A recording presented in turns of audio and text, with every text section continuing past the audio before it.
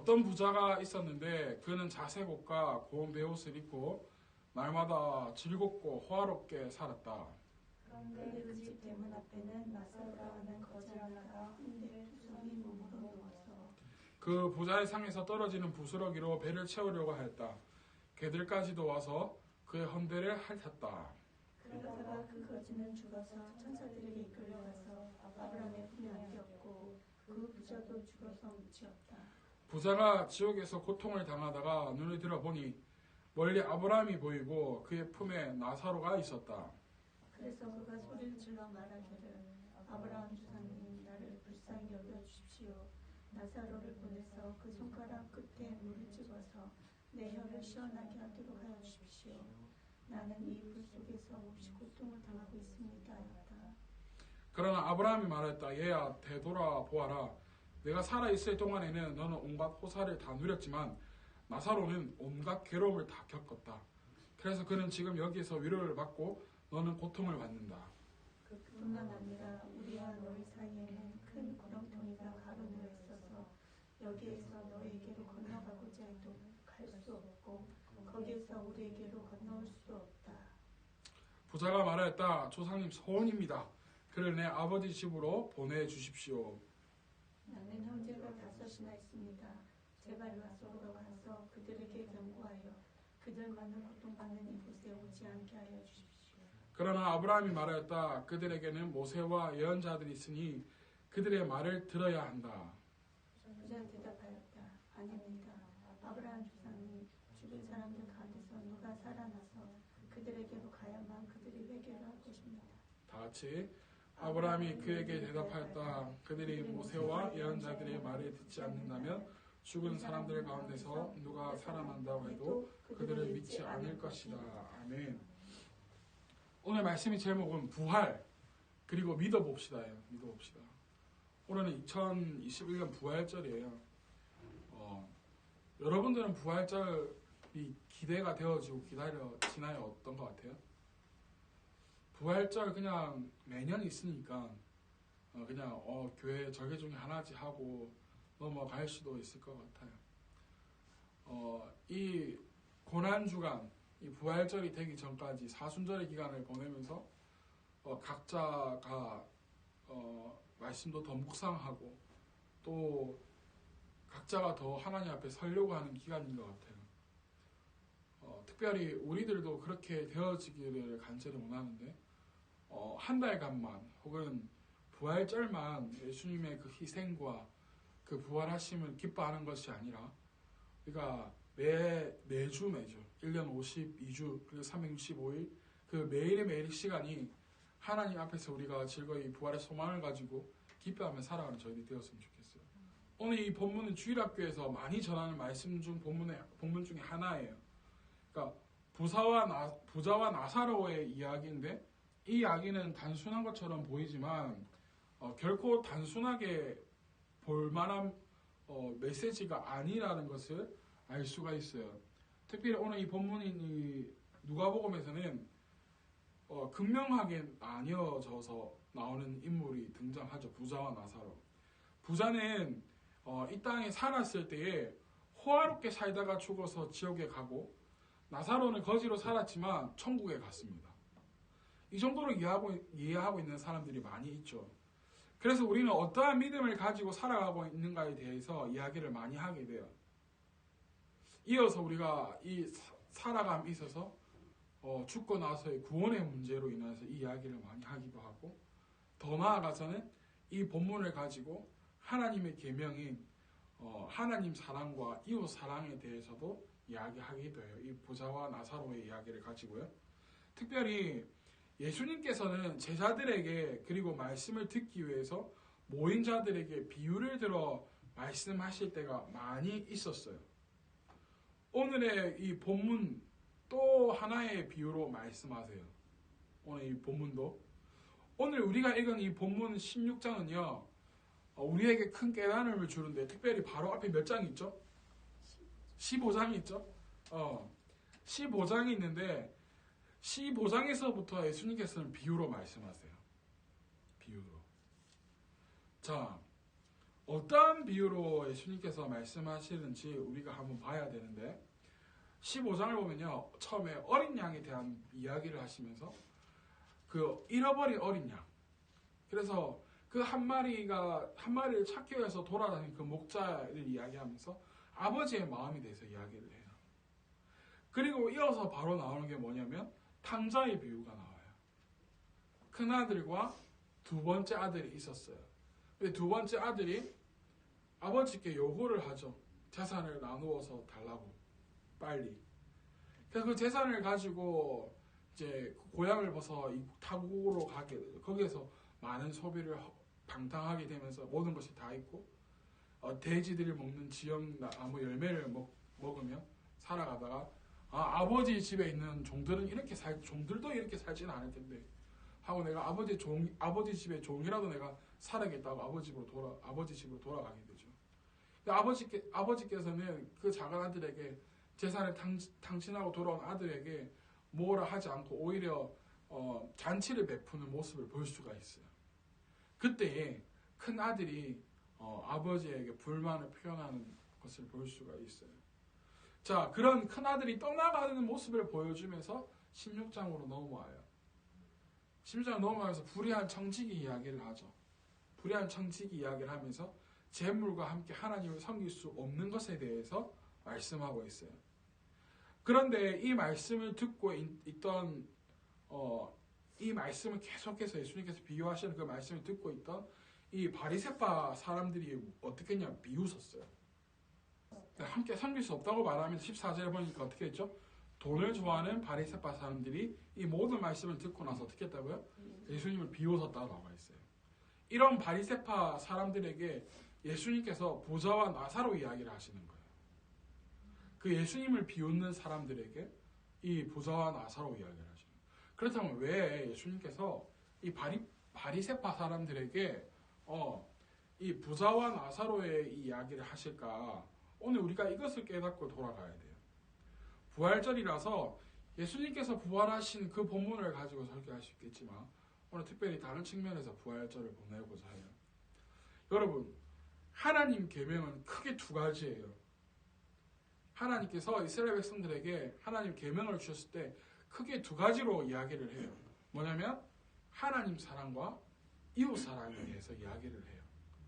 예수님께서도 끊임없이 하나님의 나라 이야기, 하나님 사랑 이야기하면서 또 이웃을 돌아보게 하는 하나님께서 이렇게 말씀을 예수님께서 하시죠. 오늘 그래서 오늘 본문인 이 16장에서 두 사람이 등장을 해요. 한 사람은 날마다 즐겁고 호화롭게 사는 부자. 또 한 사람은 반대로 그 부잣집 대문 앞에 있는 거지 나사로예요. 이 두 사람의 상황을 아주 극과 극으로 표현하고 있어요. 그죠? 단순한 재물이 많은 사람과 재물이 없는 사람이 아니라 한 사람 아주 날마다 호화롭게 즐기는 럭셔리한 삶을 사는 부자. 또 한 명은 거지 중에서도 산거지. 그리고 아픈 곳까지 있어서 그것을 개들이 핥아먹는 그러한 극과 극의 사람으로 예수님께서 오늘 말씀하세요. 근데 여러분, 이 두 사람도 피할 수 없는 게 한 가지 있었어요. 뭔지 아세요? 우리도 피할 수 없는 것이 있죠. 그게 바로 무엇이냐면 바로 죽음이라는 거예요. 이것은 어느 누구나 피할 수 없는 것 중에 하나예요. 조금이라도 더 살기 위해서 우리가 그래서 노력을 하잖아요, 사람들이. 죽음 앞에서 우리가 죽지 않으려고 얼마나 노력을 하느냐. 그렇기 때문에 이 부자나 거지나 상관없이 죽음 앞에서는 항상 겸허할 수밖에 없어요. 겸손할 수밖에 없어요. 오늘 본문 22절과 23절을 한번 읽어볼까요? 22절과 23절 시작. 그러다가 그 거지는 죽어서 천사들에게 이끌려가서 아브라함의 품에 안겼고 그 부자도 죽어서 묻히었다. 부자가 지옥에서 고통을 당하거나 눈을 들어서 보니 멀리 아브라함이 보이고 그의 품에 나사로가 있었다. 여러분, 놀랍게도 현실에서의 삶의 극과 극이 이 부자와 나사로였는데 죽음에서도 극과 극으로 나뉘어지게 돼요.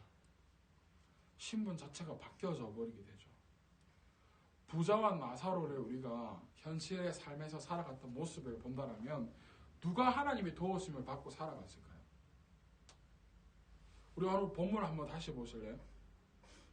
자, 19절과 21절을 여러분들이 다시 한번 읽어보실래요? 19절과 21절 시작. 어떤 부자가 있었는데 그는 자색옷과 고운 옷을 입고 날마다 즐겁고 화롭게 살았다. 그런데 그 집 대문 앞에는 나사로라는 거지 하나가 담대두성이 몸으로 누워서 그 부자의 상에서 떨어지는 부스러기로 배를 채우려고 하였다. 개들까지도 와서 그의 연대를 타겠다. 그죠? 여러분 봤을 때는 부자와 나사로의 이 이야기가 이 세상을 살면서 누가 하나님의 도우심을 받고 살아가는 것 같아요? 누구인 것 같아요? 부자가 눈에 보이는 것만 놓고 봐서는 부자가 하나님의 도우심을 받고 살아가는 것처럼 보여요. 보일 수 있어요. 그런데 지금 도저히 하나님의 도우심을 받고 살았다라고 볼 수 없는 나사로가 누구 품에 안겨있죠? 아브라함의 품에 안겨있다라는 거예요. 그럼 부자는 누구 품에 안겨있어야 돼요? 하나님 품에 안겨있어야 되는 거 아니에요? 그런데 부자는 어디서 괴로워하고 있죠? 지옥에서 고통스러워하고 있어요.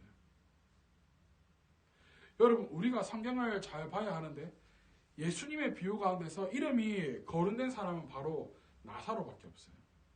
비유 가운데서. 그런데 이 나사로의 이름의 뜻이 우리를 놀랍게 만들어줘요. 이 나사로의 이름의 뜻이 뭐냐면 하나님의 도우심을 입은 자라는 뜻을 가지고 있어요.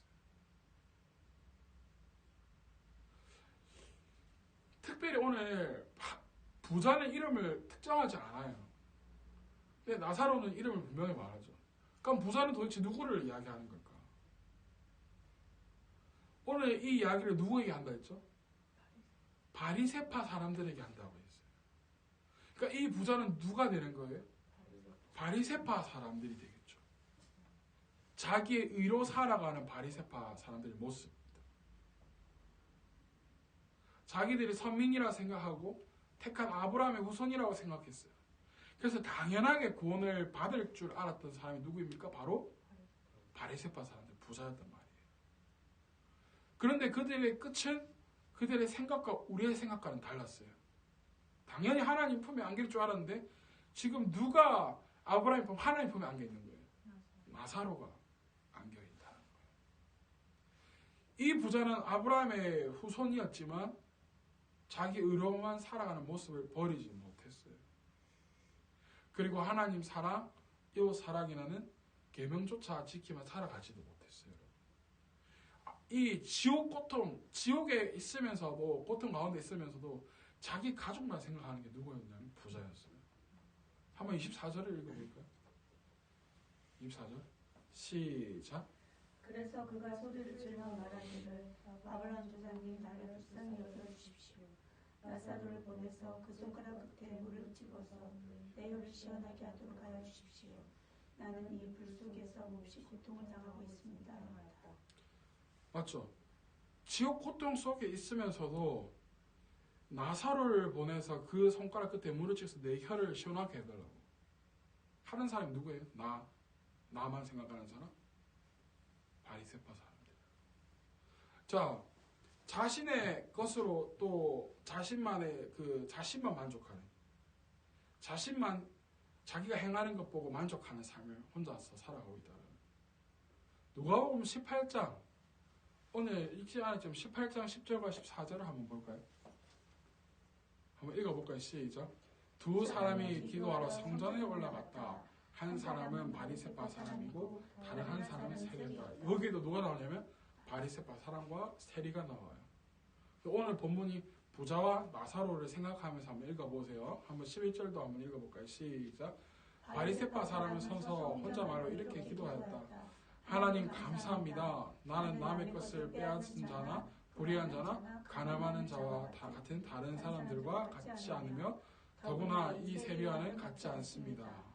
자, 12절도 나는 일에 2번씩 금식하고 내 모든 소득의 11조를 바칩니다. 라고 자기의 무엇을 드러내는 거예요? 자기의 지금 의를 드러내고 있어요. 자기의 의를 계속 드러내는 거예요. 저는 이래 동안 2번이나 금식하고 내 소득의 모든 소득의 11조를 바치고 불의한 자라 빼앗은 것도 없고 가난한 자와 같이 사람들과 같이 살지 않는다고 하죠. 그런데 부자 말고 세리가 나와요. 13절 한번 읽어봅시다. 시작. 그런데 세리는 멀찍이 서서 하늘을 우러러 볼 엄두도 못 내고 가슴을 치며 하나님 이 죄인에게 자비를 베풀어 주십시오 하고 말하였다. 자, 세리, 민족의 혀를 빨아먹고 사는 세리. 세금을 로마 식민지 아래에서 세금을 걷어서 내야 하는데 그 세금을 걷는 사람이 누구냐면 세리였어요. 그러니까 근데 정해진 세금만 걷는 게 아니라 그것보다 더 부풀려서 걷어서 자기의 뱃속을 채우는 게 누구냐면 세리였어요. 근데 이 세리는 좀 달랐던 것 같아요. 그러한 것들 때문에 그 죄의 의식 때문에 아주 힘들어하고 있었던 것 같아요. 그러니까 13절에 보니까 하늘을 우러러 볼 엄두도 못 낸다고. 가슴을 치면서 하나님 이 죄인에게 자비를 베풀어 달라고 말하고 있어요. 여러분, 그러니까 14절에 뭐라고 말하냐면 내가 너에게 말한다. 의롭다는 인정을 받고서 자기 집으로 내려가는 사람은 누구냐면 바리새파 사람이 아니라 세리다라고 말하는 거예요. 그러니까 누구든지 자기를 높이는 사람은 낮아지고 자기를 낮추는 사람은 높아질 것이다. 예수님께서 이렇게 말씀하세요. 사랑하는 여러분, 오늘 본문으로 돌아가서 부자가 아브라함이 이렇게 부탁해요. 27절 누가복음 16장 27절 보니까 부자가 말했다. 조상님 선입니다. 그래 내 아버지 집으로 보내주십시오. 누구를? 나사로를. 나는 형제가 5이나 있습니다. 제발 나사로가 가서 그들에게 경고해서 그들 많은 고통받는 이곳에 오지 않게 하여 주십시오. 끝까지 누구만 생각하는 거예요? 자기 자신을 생각하는 거예요. 자기 가족만 생각하는 거예요. 형제들만 생각하는 거예요. 이런 부자에게 아브라함이 이렇게 말해요. 29절 그러나 아브라함이 말하였다. 그들에게는 모세와 예언자들이 있으니 그들의 말을 들어야 한다라는 거예요. 모세와 예언자들이 있다. 그들의 말을 들어야 한다. 이 말이 무엇입니까? 무엇일까요? 이미 우리에게 주어진 하나님의 말씀을 들어야 한다는 거예요. 그 말씀을 듣고 깨달아야 한다는 거예요. 근데 하나님의 말씀은 누구에게나 동일하게 주어져요. 동일하게 하나님의 말씀이 우리에게 읽을 수 있는, 그러니까 알 수 있는 것 특권이 주어졌단 말이에요. 그런데 그 말씀은 하나님의 말씀으로 받아들이지 못한다면 그냥 종이에 쓰여지는 책일 뿐이에요. 30절도 한번 읽어볼까요, 여러분? 시작. 부자는 대답하였다. 아닙니다. 아브라함 조상님, 죽은 사람들 가운데서 누가 살아나서 그들에게로만 가야 그들이 회개할 것입니다. 자, 이 말이 무엇을 뜻할까요? 하나님 말씀만 듣고는 못 믿겠다 이거예요. 무엇을 봐야 믿을 수 있겠습니까? 표정을 봐야 믿을 수 있다는 거예요. 여러분, 이것이 오늘 우리에게 또 생각나게 하는 게 있어요. 요한복음 1장, 2장, 우리 3장까지 봤는데 1장, 2장, 3장에 보니까 예수님께서 이 땅에 오셨어요. 세상은 예수님을 어떻게 해요? 알아보나요? 알아보지 못하나요? 알아보지 못해요. 그런데 믿는 게 나와요. 예수님 믿었다는 게 나와요. 근데 무엇을 보고 믿게 되죠? 표정을 보고 믿게 돼요. 그러니까 예수님을 온전히 믿지 못하는 모습을 보여주잖아요. 즉 표정을 보고 믿는 믿음은 그 순간은 우와 하고 믿을 수 있어요. 와 굉장한데 하고 믿을 수 있단 말이에요. 근데 돌아서면 언제 그랬냐 하면 원래대로 돌아가 버리고 말아요. 그런 믿음들이. 오병이어의 기적이 일어났어요. 물고기 2마리와 보리떡 5개로 5,000명이 먹고도 남는 역사가 일어났단 말이에요. 근데 이 당시에 5,000명이라는 것은 성인 남자만 계수한 거예요. 어린아이들, 그리고 여성들, 모든 이들을 다 포함해 2만 명이 넘는 사람들을 먹고도 남은 기적인 거예요. 그 기적을 보고도, 그리고 수많은 병자들을 살린 것을 보고도 이들은 믿었다라고 말하지만 예수님께서 십자가에 달리실 때 다 어떻게 됐어요? 돌아섰어요. 배신했어요. 원래의 고향으로 돌아가서 자신의 일을 행했어요. 그래서 이 부자에게 다시 이렇게 말해요. 아브라함이 다시 말해요. 31절을 봅시다. 오늘 본문 31절. 시작.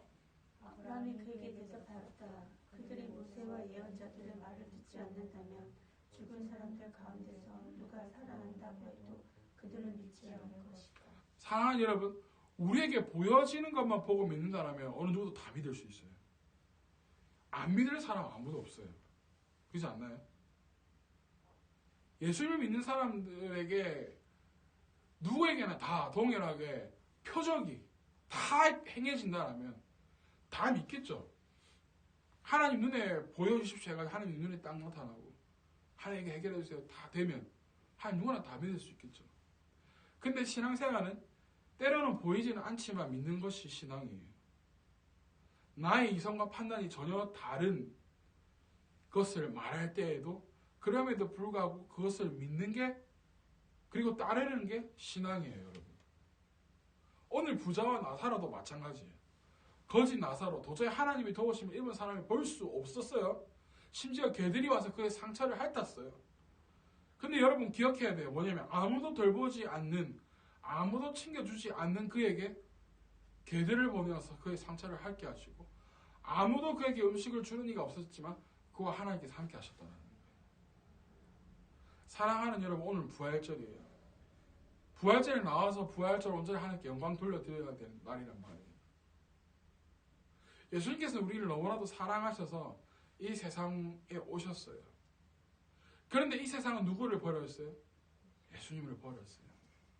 십자가에 처형을 시켰어요. 그럼에도 불구하고 예수님은 그 십자가 처형을 어떻게 하셨어요? 받아들이시고 그 십자가 처형에 순종하셨어요.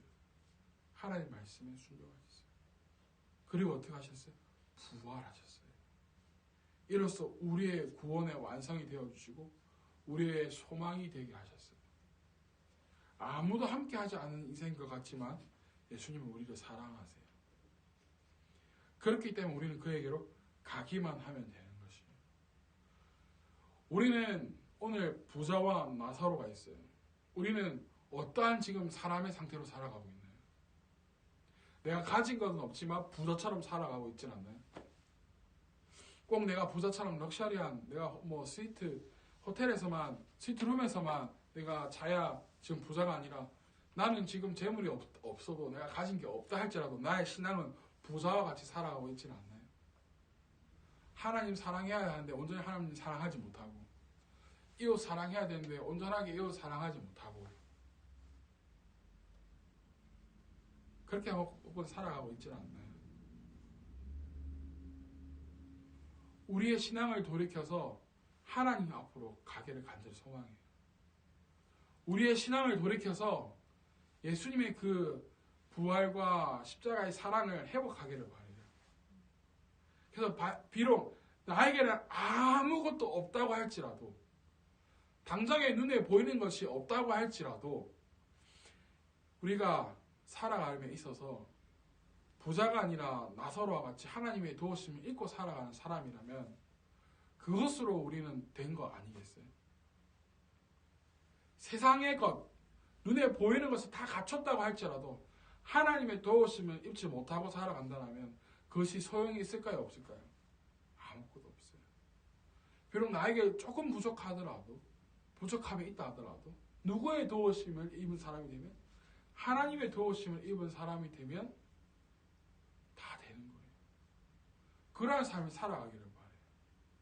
그래서 그러한 하나님과 함께 동행하면서 부활의 소망을 가지고 그 하나님을 믿는 여러분들이 되어서 간절히 축복해요. 아멘. 그래서 오늘 말씀 제목이 부활 그리고 믿어봅시다.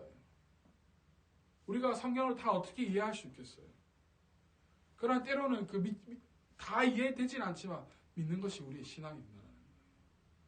부활이라는 것, 우리의 이성과 우리의 지식으로 이 부활했다는 게 믿어질 수 있을까요?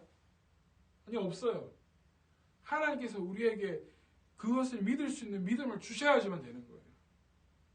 그러니까 오늘 그 부활과 그 소망을 구하며 갔으면 좋겠어요. 그 믿음을 구하는 시간이 되었으면 좋겠어요. 그래서 온전히 나를 돌아보는 시간이 되었으면 좋겠어요. 나는 과연 어떠한 믿음을 가지고 살아가고 있는가? 나는 어떠한 부활의 소망을 가지고 살아가고 있는가? 내가 정말 부활을 믿고 있는가? 내가 하나님과 언젠가는 함께 살아갈 것인데 내가 그 부활을 믿고 살아가는가? 돌아왔으면 좋겠어요. 그래서 내가 비록 가진 건 없지만 하나님 사랑하는데 열성을 다하고 이웃을 사랑하는데 최선을 다해서 하나님의 말씀 우리의 계명대로 지키며 살아가는 여러분들 되어지기를